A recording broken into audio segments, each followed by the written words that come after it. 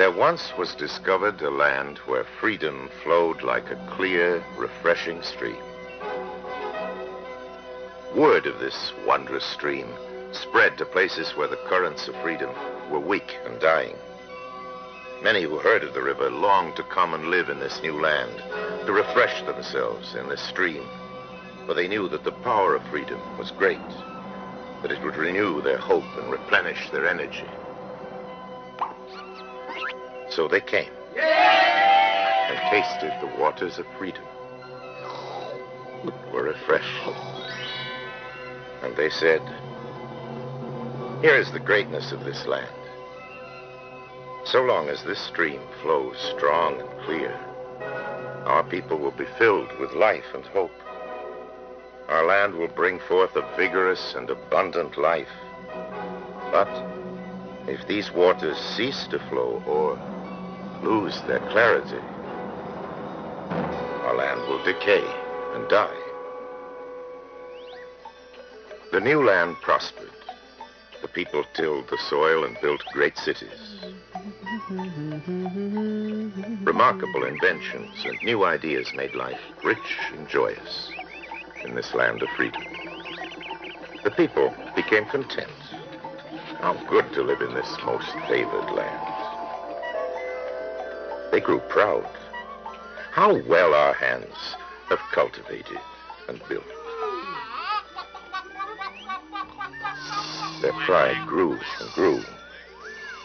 They did not know that too much pride could blind them. They did not know that too much pride could make them arrogant, foolish.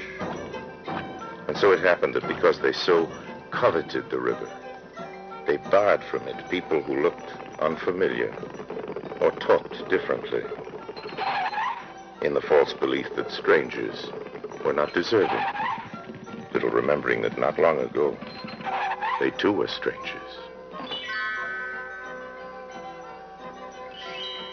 When new ideas were proposed, the people ridiculed them, for they were now afraid to change the old ways.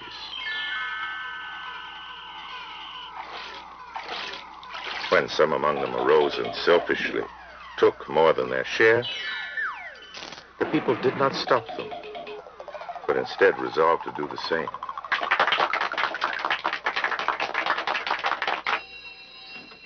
Instead of helping those who were ill and weak, they despised them and chastised them for their idleness. When a wise man stood up and said, "Look, the waters are beclouding," they could not see it, for their pride made them blind. And when he tried again to make them see, they shut him up, for his vision infuriated them. How could they act differently? They loved the stream as they remembered it, fresh and clear, and could not bear to look upon its decay. When the children, unblinded by old recollection, saw it too, they cried out. But their fathers called them ungrateful and punished them.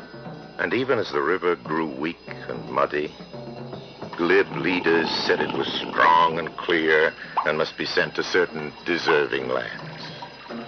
And the people believed them and allowed their precious little fluid to be spilled upon alien soil.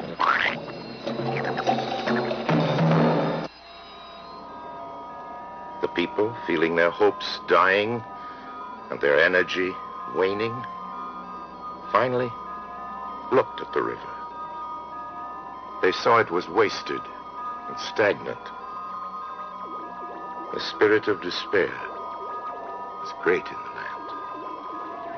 The people became confused. They did not know what to do. In the darkness of that hour, they heard many voices. Some said, "The river is a nuisance and only lowers efficiency. Too much freedom causes disorder. The people are not ready for the river of freedom. Perhaps later. We will stop the river and start it again. banks. But other voices said, let us work to make the waters of freedom flow fresh and strong again. Where it has been fouled by our foolishness, it can be made clear by our wisdom. Where it has grown stagnant from our neglect, it can be kept fresh by our vigilance.